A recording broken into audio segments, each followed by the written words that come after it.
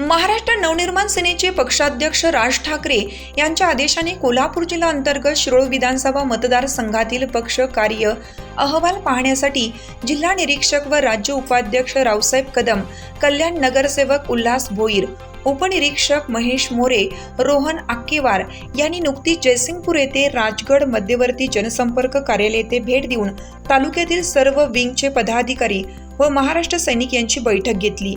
यावेळी जिल्हा उपाध्यक्ष व कामगार सेनेचे कार्यकारिणी सदस्य भगवंत जांभळे यांनी शिरोळ विधानसभा कार्यक्षेत्राचा पक्ष अहवाल मांडून शेतकरी अनुदान, कामगारांचे मूलभूत हक्क, वाहतूकदारांचे प्रश्न, विद्यार्थ्यांचे प्रश्न, व्यापाऱ्यांची अडचणी, दगडफोड करणारा कष्टकरी वर्ग, पूरग्रस्तांना येणाऱ्या अडचणी, याचबरोबर तालुक्यातील नागरी समस्यांबाबत वेळोवेळी आवाज उठवून केलेली यशस्वी आंदोलनाबाबत सविस्तरपणे माहिती दिली।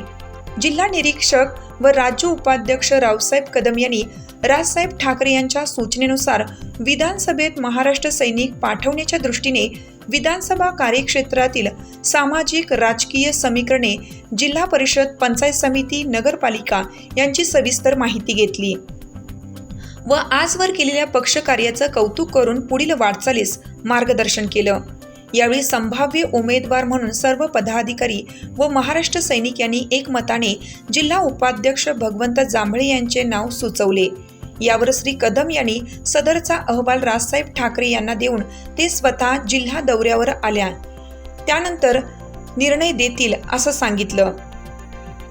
यावेळी जिल्ह्याचे नेते पुंडलिकराव जाधव, जिल्हाध्यक्ष गजाननराव जाधव, जिल्हा सचिव प्रतापराव पाटील, शिरोळ तालुकाध्यक्ष कुमार पुदाले, उपाध्यक्ष व निमशिरगाव ग्रामपंचायत सदस्य रोहित लोहार, शहराध्यक्ष लखन भिसे, स्वयंरोजगार शहर उपसंघटक सुमंत रत्न पारखे, विजय साळुंके, महिला आघाडी जयसिंगपूर शहराध्यक्षा मेघाताई फडतारे, शिरोळ शहराध्यक्षा प्रियांकाताई नाईक, उपाध्यक्षा जयश्रीताई पाटील, वाहतूक सेनेचे तालुका संघटक परशुराम चव्हाण, दिलीप कांबळे, रामा दशवंत यांच्यासह अंगीकृत विंगचे सर्व पदाधिकारी व महाराष्ट्र सैनिक मोठ्या संख्येने उपस्थित होते।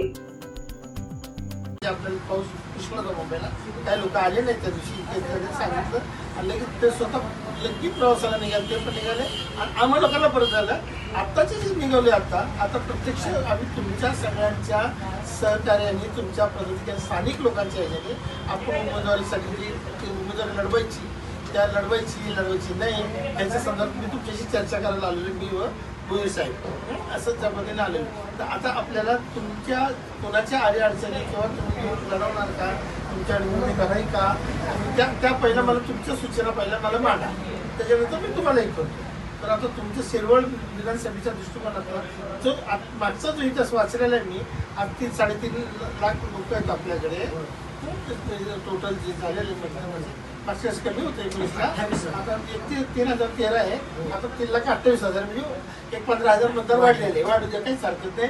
आणि तुमची जवळजवळ ही जी होती सरासरी तुमची झाली 74 काम। दुसरा महत्त्वाचा मुद्दा की मागच्या निवडणुकीमध्ये आपण डॉक्टर राजेंद्र पाटील यड्रावकर साहेबांना बिनशर्त पाठिंबा दिला होता आणि त्याचं चांगलं फलित देखील आपल्याला या ठिकाणी मिळालं। त्यानंतर विधानसभेनंतर झालेल्या ग्रामपंचायतमध्ये 3 ग्रामपंचायतला आपले उमेदवार निवडून आले। त्या ठिकाणी त्यांच्या गटाकडून त्यांचा यड्रावकर गट आहे, पूर्वी ते राष्ट्रवादीमध्ये काम करायचे, तिथं बडकरी करून त्यांनी हे केलं आणि त्यानंतर निवडून आल्यानंतर मंत्रीपद त्यांना राज्यमंत्री आरोग्य विभागाचं मिळालं होतं। आता त्यांनी एकनाथ शिंदे साहेबांच्या सोबत आहेत, बराचसा निधी त्यांच्या माध्यमातून आपल्या तालुक्यामध्ये आणलेली, पण हे करत असताना त्यांनी आपल्याला निमशिरगावला रोहितची सीट आपल्याला त्या ठिकाणी दिली आणि उपसरपंच पदापर्यंत आपण त्या ठिकाणी पोहोचलो।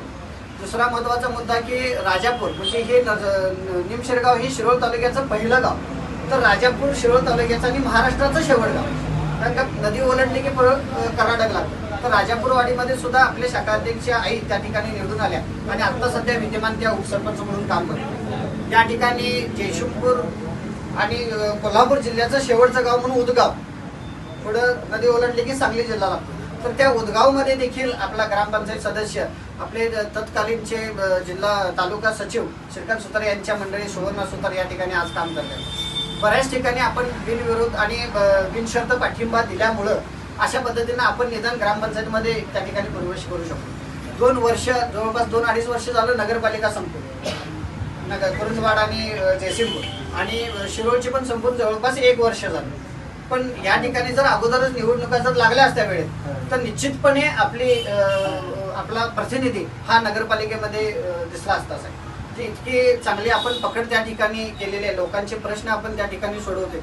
मग महापुराचा प्रश्न असू दे, शेतकऱ्यांसाठी आपण कर्जमाफीचा ज्यावेळी कोल्हापूर जिल्ह्यातनं जेव्हा उठाव झाला तो जवळपास 6,000 पैकी 1,000वर लोक आपली शिरोळ तालुक्यातले लोक त्याच्यासाठी कॅपेबल झाले. त्यांना जे रिजेक्ट केले होते काही कारणांनी, तर त्यात आपण नियमात बदल करून त्यांना परत आपण त्या ठिकाणी त्यांना ती मिळवून दिलं अनुग्रह. त्याच पद्धतीनं वाहतूकदारांचे प्रश्न असतील, हिट अँड रनचे जे कायदा झाला त्या कायद्याच्या विरोधातला असेल, बरेचसे आंदोलन या ठिकाणी साहेब आपले झालेले. वहिनी साहेबांनी सुद्धा मागच्या 2019ला स्वतः शिरोळ तालुक्याला या ठिकाणी भेट देऊन परिस्थिती बघून बरेचसे ज्यांचे घर पडझडलेला झालेले अशा आपल्या कार्यकर्त्यांना देखील आर्थिक स्वरूपात मदत वहिनींनी त्या ठिकाणी केली होती.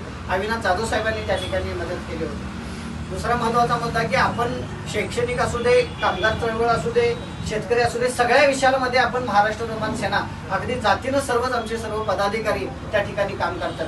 आपल्या जवळपास 52 गावामध्ये पैकी 30 गावामध्ये आत्ता शाखा आपल्या सक्रियमध्ये आपले काम करतात. आता काही थोडासा नदीचा पूर म्हणजे पावसाचा पुराचा धोका शिरोळ तालुक्याला नसतो. आलमट्टी पाणी किती क्युसेसनं सोडतं किंवा कशा पद्धतीने सोडतं त्याच्यावर डिपेंडंट ऑन शिरोळ तालुका. अशा पद्धतीनं शिरोळ तालुक्याला पूर्णपणे तिन्ही बाजूनी नदीनं वेढा घातलेला, जे वारणा नदी आहे, कृष्णा नदी आहे, पंचगंगा आहे, या पूर्ण नद्यांनी वेढा घातला शिरोळ तालुक्याला. तर इकडं पुढं पाणी न सोडल्यामुळे ते पाण्याची फूक त्या ठिकाणी राहते. कुरुंदवाड सारखं शहरामध्ये पाणी शिरलं होतं. आता या 1-2 दिवस झाला आता थोडीशी पाण्याची पातळी कमी व्हायली, त्यामुळं बरेचसे पदाधिकारी त्या ह्याच्यात सुद्धा असल्यामुळे ते येऊ शकलेले नाही. तर हा एक थोडासा थोडक्यात मी तुम्हाला आढावा या ठिकाणी मी शिरोळ तालुक्याचा दिला. तर 1-2 मिनिटात तुमचा एक सत्काराचा एक छोटासा कार्यक्रम करू. दादा या. चालू घडामोडींचे अपडेट्स जाणून घेण्यासाठी आपल्या हिरकणी न्यूज चॅनलला सबस्क्राईब जरूर करा. लाईक करा, कमेंट करा आणि शेअर करा. बेल आयकॉनवर प्रेस करा आणि नोटिफिकेशन्स मिळवा.